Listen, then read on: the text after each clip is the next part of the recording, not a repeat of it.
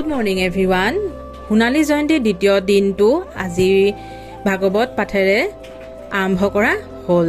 তাৰ পাছতে ৰঞ্জিতে এই আজৰি সময়ত অকণমান চবৰে মনোৰঞ্জন কৰিলে, বৰ ধুনীয়া সুৰ তেখেতৰ। তাৰ পাছতে অলপ দেৰি পাছতে ফেঞ্চি ড্ৰেছ কম্পিটিশ্যন সৰু বাচ্ছাৰ আৰম্ভ হ'ল।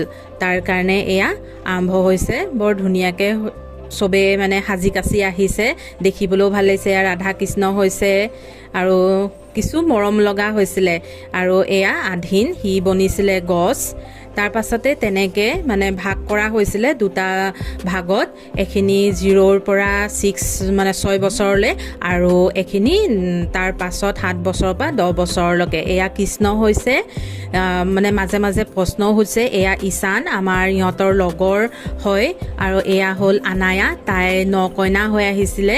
তেনেকৈ সকলোকে প্ৰশ্ন সুধিছে। এয়া কায়ুষ। তাৰ পাছতে ডাঙৰখিনিৰ আৰম্ভ হ'ল।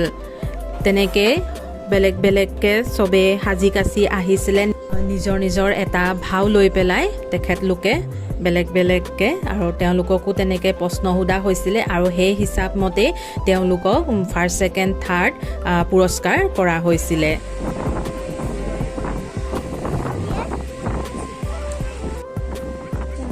প্ৰতিযোগিতা শেষ হোৱাৰ পাছতেই সৰু বাচ্ছাৰখিনিৰ আৰু ডাঙৰৰো হৈছিলে মিউজিকেল চেয়াৰ আৰম্ভ হ'ল।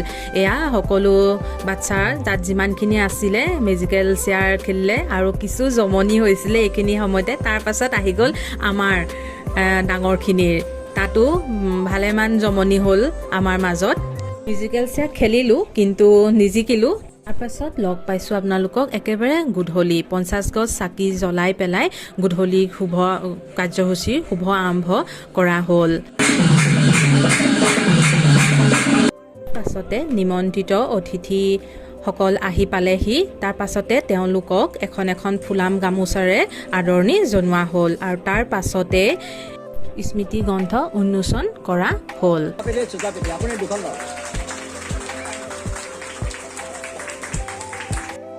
পাছৰ কাৰ্যসূচী ৰখা হৈছিলে সম্বৰ্ধনা অনুষ্ঠান আৰু এই সম্বৰ্ধনা অনুষ্ঠানটো 2 ধৰণে ৰখা হৈছিলে, মৰণোত্ত আৰু জীৱিত। যোনসকল প্ৰথম নামঘৰটো স্থাপন কৰা সময় পৰা আছিলে তেওঁলোকৰ কাৰণে।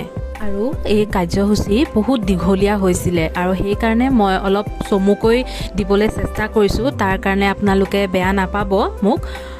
তাকে চাই যাওকচোন পিছৰ ভিডিঅ'খিনি।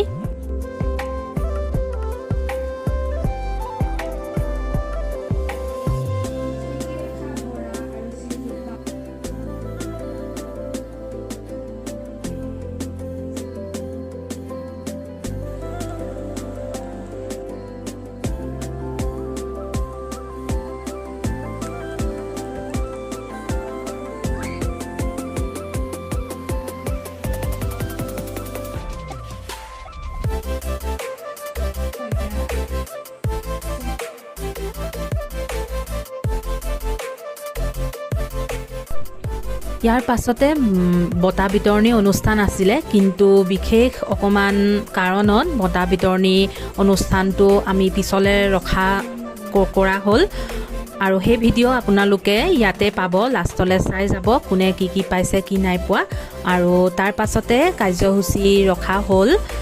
2 গৰাকী ভণ্টীয়ে বৰ ধুনীয়া নাচিছিলে।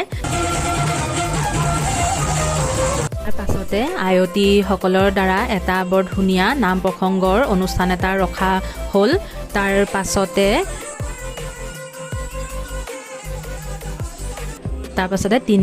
তিনিগৰাকী ভণ্টীয়ে বৰ ধুনীয়া সত্ৰীয়া নৃত্য এটা কৰিলে আৰু এইটো নাও খেল বুলি কোৱা যায়, গুৰুজনাৰ দিনত আছিলে। আৰু তাৰ পাছৰ কাৰ্যসূচী ৰখা হ'ল নাগাৰা নাম।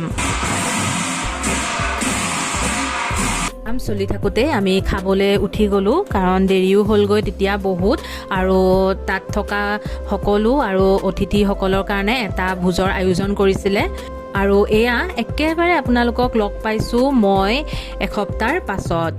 আজি মেইনলি বঁটা বিতৰণী অনুষ্ঠানটো আছিলে কাৰণ মই আগৰ হেৰিতে কৈ আহিছোঁ আপোনালোকক যে থাকি গৈছিলে বিশেষ এটা কাৰণত আৰু তাৰ কাৰণে আজি এসপ্তাহৰ পাছত বঁটা বিতৰণী অনুষ্ঠান ৰখা হ'ল। প্ৰথম বঁটা বিতৰণী আহিলে আৰ্টৰ আৰু তেনেকৈ ফাৰ্ষ্ট ছেকেণ্ড থাৰ্ড পাইছিলে তেওঁলোকক দিয়া হৈছে এখন চিলে আৰু এয়া আধীন সি পাইছিলে ফেঞ্চি ড্ৰেছত ফাৰ্ষ্ট হৈছিলে গছ বনিছিলে এয়া চিলখন লৈছে আৰু তাৰ পাছতে আনায়াই পাইছিলে এয়া আনায়া তাই ছেকেণ্ড পালে কইনা হৈছিলে কইনা বৰ মৰম লগা হৈছিলে আৰু এয়া কায়ুচ ই ঢুলীয়া হৈছিলে ফাৰ্ষ্ট ছেকেণ্ড থাৰ্ড সিহঁতি পালে।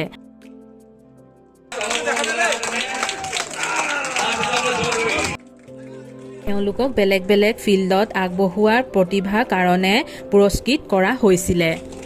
ডেকানী বৰ্মাৰ নাতিনীয়েকে KBC ষ্টুডেণ্ট ছেছনত প্ৰাইজ 50 লাখ জিকিছিলে তেওঁৰ পুৰস্কাৰটো বৰ্মাই ল'লে। এই ল'ৰাজন দেখিছেনে তেওঁ কমফু গ'ল্ড মেডেলিষ্ট এছিয়ান গেমছৰ ভোগগাঁও ৰাজহুৱা নামঘৰৰ সোণালী জয়ন্তী উদযাপন সমিতিৰ সভাপতি বৈশ্য খুৰাৰ বিশেষ ব্যক্তি বিশেষ পুৰস্কাৰ সন্মান জনোৱা হৈছিলে আৰু এইটো এটা তেওঁৰ বাবে ছাৰপ্ৰাইজ ৰখা হৈছিলে। লগতে কমিটিৰ কৰ্মকৰ্তাসকলকো সন্মান জনোৱা হ'ল।